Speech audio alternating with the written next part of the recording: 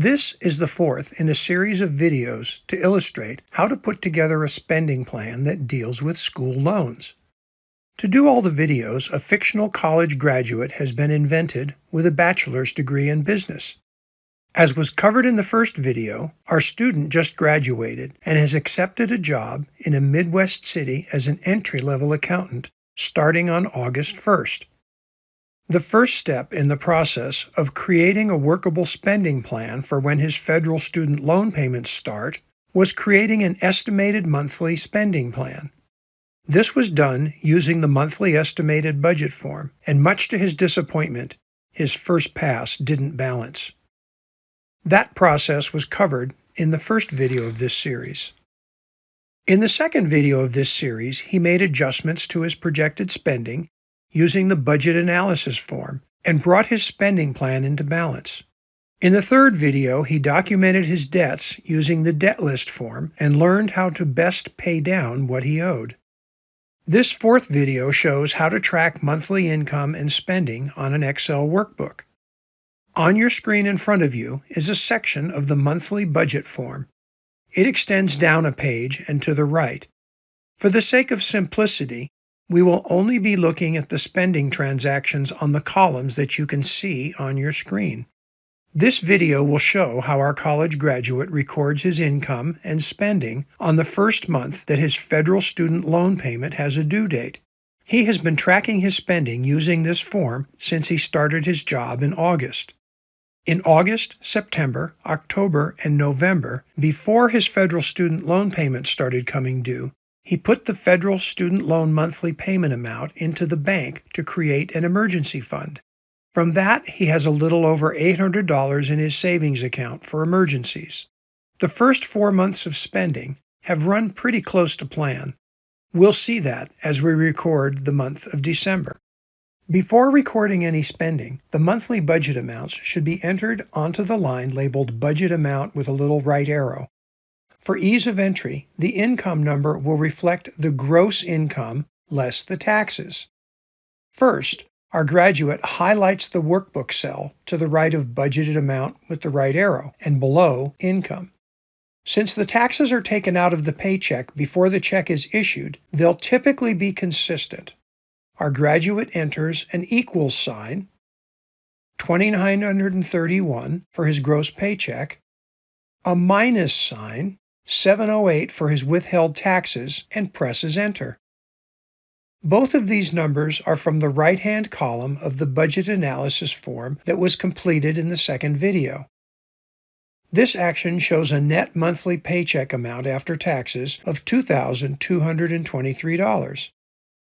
The rest of the numbers going on this line are from the same video. Highlighting the next cell to the right of the $2,223, our graduate enters the budgeted amount for tithes/giving. Since this is money going out of his checking account, he enters a minus sign followed by 147 and presses enter. As you saw, the taxes were already deducted from the gross budgetary salary, so the next cells to the right say netted out of income. As the entry of monthly income and spending is shown, you'll see how that works. Our graduate highlights the cell to the right of netted out and enters the monthly housing budget. He enters a minus sign, since this is money going out, followed by 817 and presses enter. Next is food with a minus sign followed by 125 and press enter. Next is auto with a minus sign followed by 241 and press enter.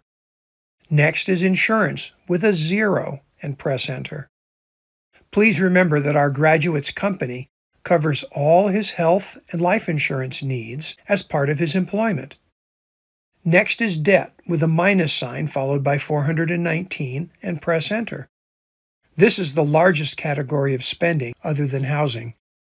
Imagine the freedom of not spending all that money on debt repayment.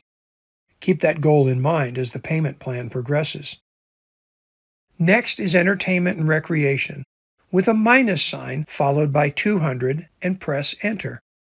Next is clothing with a minus sign followed by 40 and press enter.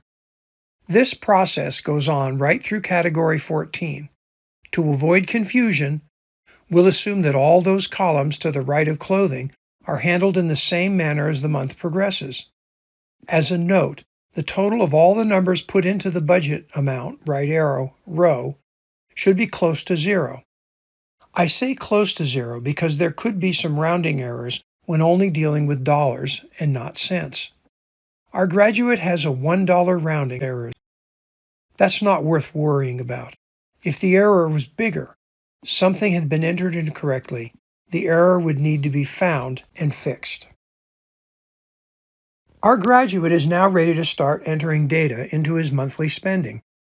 He can do that every day as time progresses. Still, it's more likely that a once-a-week schedule will be effective and not overburdensome. Let's assume that the first Saturday of December is the 5th. Our graduate sees that he mailed a check on the 3rd for $24 to Badcock for the furniture payment due on the 10th. That is a debt payment, so he enters a minus 24 into the cell under debt and on the line for the 3rd.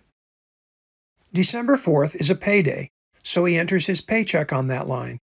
In the cell under income, he enters an equals sign, followed by 1,353, which is his gross pay for 2 weeks, followed by a minus sign, followed by 327, which is his taxes on that paycheck, and presses enter.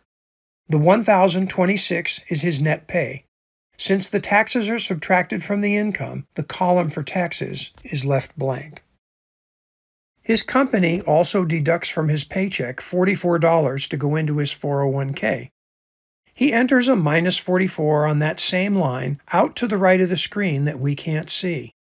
On that same day, he also takes his girlfriend out for a frugal dinner and spends $40 on his debit card. His girlfriend is okay with the inexpensive dinner, since she also has a loan that she's working to pay off and understands the priorities. The minus 40 is entered on that same line under Ent/Rec. Since he just got paid, our graduate writes a check to his church for $68 and enters a minus 68 on the line for the 5th and under the column Tithe/Giving. He also took a trip to the grocery store for food and sundries. He enters a minus 40 on that same line and in the food column. He sends a check to Belk for $15, which is recorded as a minus 15 on the same line in the debt column.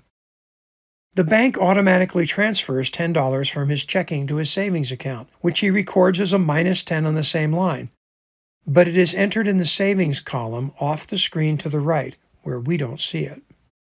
On December 12th, our graduate sits down to enter the week's spending into the monthly budget worksheet. He gets paid twice a week, so there is no income in this session, only spending. The spending consists of $10 paid on his debit card for lunch with his office group on the 7th. This is entered as a minus 10 on the line for the 7th in the Ent/Rec column. On the 8th, he mailed a check for the payment on his federal student loan, which is due on the 15th. That is entered as a minus 205 on the line for the 8th and in the debt column.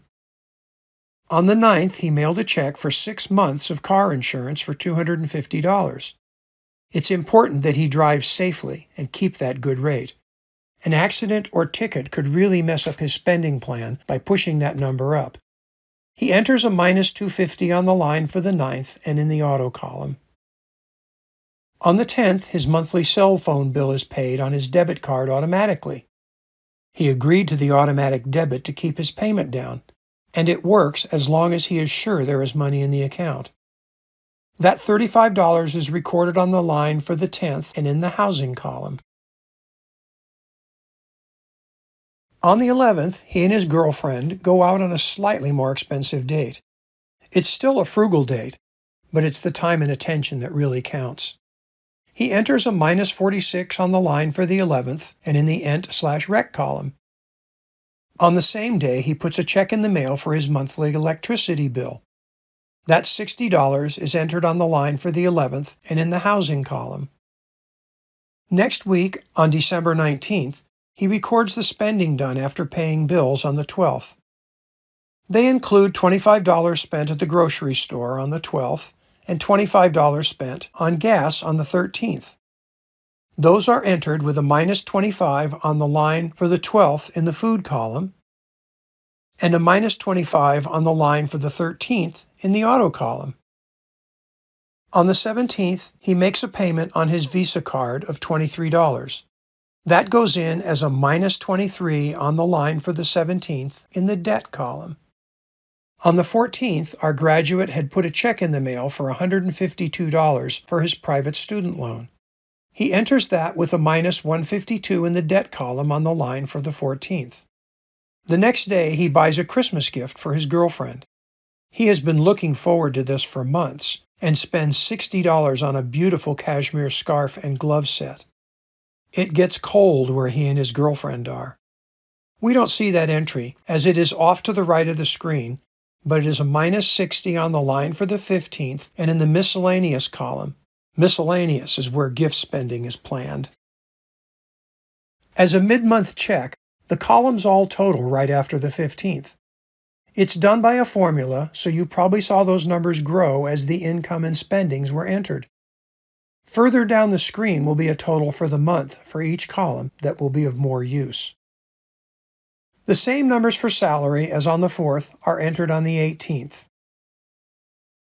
Like on the 4th, the $44 to the 401k is recorded off of the screen to the right on the line for the 18th. Our graduate has his usual Friday night date and records a minus 42 on the line for the 18th in the Ent Rec column. On the 19th, he buys $40 in groceries and writes a check to his church for $68. Those spendings are recorded on the line for the 19th as a minus 68 in the tithe give column and a minus 40 in the food column. Not seen here is the $10 that is automatically transferred to savings on this day.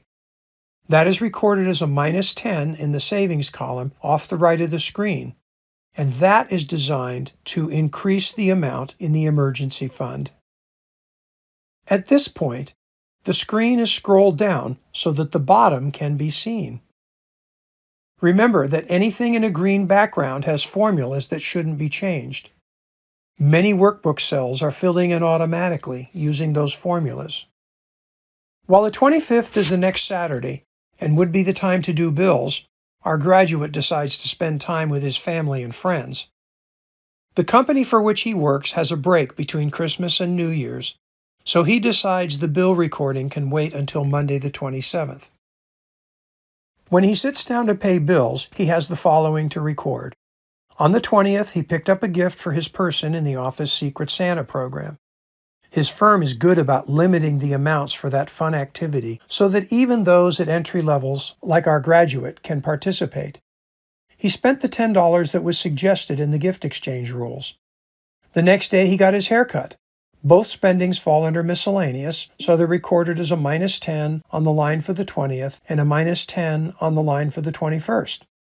We won't see those as that column is off the screen to the right. He then records his $46 Christmas Eve date night with his girlfriend in the Ent Rec column on the 24th. And the check he put into the mail for his January rent of $703 in the housing column also on the 24th. Before he recorded his spending, he also ran out to get $18 worth of gas in the car and $25 in groceries. Those go on the 27th line under Auto and Food categories, respectively. He also wrote a check to go in the mail the next day for $81 to make his car payment. That is recorded on the 28th in the Auto category. Lest you think this sounds like a cheap, boring life of work and just a little play, there are lots of free or inexpensive things to do in his city. They include beautiful parks with bike trails and outdoor exercise courses. Since the company for which he works is fairly large, they also have a gym for employees to use at any time. Our graduate is also active at his church, and there are many free activities and groups in which he participates. His date night with his girlfriend on Friday night the 31st is a free party for young professionals at his church, so there is no entry on the workbook for eating out that week. That being said, let's take a look at the final work on this monthly budget form. Sometime after the 31st, our graduate sits down with his computer and examines the completed December form. The month total and the surplus deficit for the month are automatically calculated by the formulas in the Excel workbook. Before we look at the year-to-date totals, let's look at the month totals. If you remember, the spending plan was using annual numbers divided by 12. However, our graduate is paid every 2 weeks. That means that his first two columns will rarely have a zero surplus deficit. Either he will have 2 paychecks a month or 3 paychecks a month. And the 1/12 of the annual income won't come out exactly. That's okay. Just let it go by. For housing, our graduate underspent. Probably no maintenance costs this month. Food was overspent. He overspent on auto, but if you remember, he paid his semi-annual insurance payment. For the next 5 months, he'll not spend anything on insurance to make up for this overage. There are like reasons for the rest of the categories being over and under. If nothing else, looking at the monthly overages and underages should be undertaken to work to stay on target. The next 3 lines of the workbook examine the year-to-date numbers. Monthly is good, but year-to-date are the, pardon the pun, bottom lines. Since the spending plan is the same for each month, the year-to-date budget is calculated by multiplying the number of months in the spending plan year times the monthly budget on the budgeted amount right arrow line. The budgeted amount right arrow line is line 6 of the workbook. In this case, our graduate highlights the cell on the YTD budget line under the $171 of surplus def. He then types an equals sign, types in B6 to put the monthly budget for this category into the formula, an asterisk to denote multiplication, and a 5, and presses enter. We are using 5 months since the whole process started in August and December is the 5th month when the beginning is in August. Our graduate will start his spending plan year over on January 1 to keep things more straightforward in the future. So next December, this workbook cell will be equals sign B6 asterisk 12. If you find this confusing, I apologize. I'm trying to keep a complex task as simple as possible. I would suggest you find a friend who is good with numbers and have him or her walk through this with you. At this point, our graduate will copy this formula into the cells to the right. He does that by highlighting the cell with the $11,115 in it, and while holding the Control key down, presses the C key. Then using the arrows on his keyboard, he arrows one cell to the right. While holding the Control key down, he presses the V key to insert that formula. He then presses the right arrow key twice to go past the netted out cell. He holds the Control key down and presses the V key to insert that formula into that cell. He arrows to the right and inserts the formula successively until he runs out of cells to the right in which to insert the formula. For this video, we'll stop at the clothing category, and you can assume he has done this right off of the screen that we can see and all the way to the end of the form. The YTD total actual line is the most complex. It's still doable, just a little more complicated. To do this, our graduate needs both this month's workbook and the prior one. To keep this video from getting too complicated, let's assume you have a print of our graduate's completely filled out monthly November budget workbook in front of you. If you were working on a month other than December, you'd need the workbook from the prior month. Our graduate will need the numbers on the YTD actual line towards the bottom of last month's completed form. Starting in the income column, our graduate enters a formula that adds prior month's year-to-date total actual in that category to the current month's month total. In that workbook cell, he types an equals sign, types in 9,234 from the November budget workbook, types in a plus sign, highlights the cell on the month total line in the same column, and presses enter.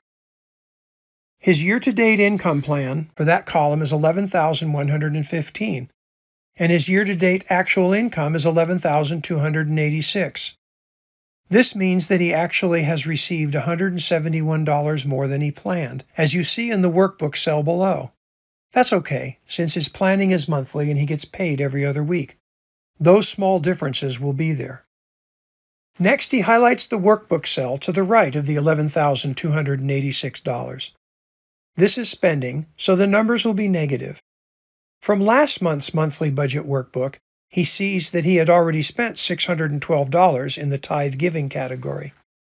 Into the workbook cell, he enters an equal sign, enters a minus 612, a plus sign, highlights the 136 of monthly spending for this category, and presses enter.